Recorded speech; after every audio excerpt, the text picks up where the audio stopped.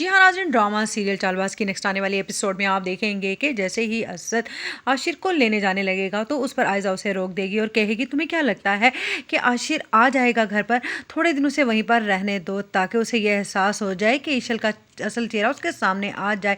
तुम नहीं जानते हो वो लड़की इसी मकसद से इस घर में आई थी कि हमसे हमारा आशिर छीन कर ले जाए। हमें आशिर को बहुत ही अक्लमंदी के साथ इस घर में वापस लाना होगा। जिस पर असद इस बार फिर बेवकूफ़ बन जाएगा। आयजा की बातों में आकर उधर अनाया अलग परेशान बैठी होगी कि ये तो ईशल भाभी का बड़ा ज़र्फ है कि उन्होंने अभी तक काशान के बारे में कोई बात नहीं की है, वरना आयजा आपी ने जो उनके साथ किया है अब तक तो इस घर में एक तूफान बर्पा हो चुका होता और रूहानी को खोने का तो अब मैं सोच भी नहीं सकती हूँ। इधर रूहान की परेशानी अलग होती है और वो जाता है अपने बाप के पास और कहता है क्या बाबा आपको भी ऐसा लगता है कि ईशल भाभी ऐसी हैं जहाँ तक मैं समझ रहा हूँ। जिस पर कहेगा रूहान का बाप कि बस अब उन दोनों के बारे में कोई बात नहीं करेगा इस घर में, मैंने तुमसे पहले ही कहा था। और असर ठीक कहता है, तुम छोटे हो, अब तुम्हें बड़ा हो जाना चाहिए। इस घर के रवैये और हालात देखकर तो मुझे भी अब फिक्र होने लगी है रूहान तुम्हारी, तुम बिल्कुल भी सीरियस नहीं रहते हो अपनी ज़िंदगी में। अब तुम्हें अपनी जिम्मेदारियों का एहसास ना होगा, कल को मैं ना हुआ तो ना जाने तुम्हारे साथ क्या हो जाए। उस पर कहेगा रूहान कि आप कैसी बातें कर रहे हैं। उधर आप देखेंगे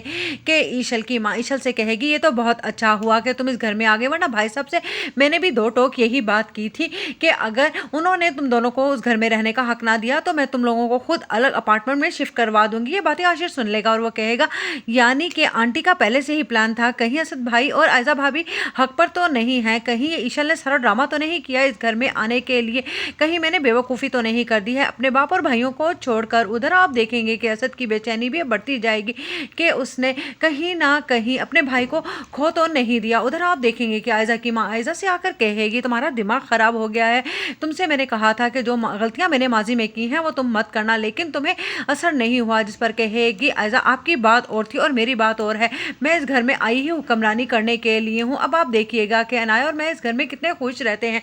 जिस पर अनाया आकर कहेगी सिर्फ आप, क्योंकि आपको ही अपना इक़्तिदार चाहिए, वरना मुझे इस घर में रहने के लिए खुशियाँ सिर्फ और सिर्फ रूहान के साथ चाहिए, इस घर में सबके ऊपर हुक्मरानी करने से नहीं। जिस पर कहेगी आयजा की माँ की ये छोटी है लेकिन इसी से अकल सीख लो कि कितनी समझदारी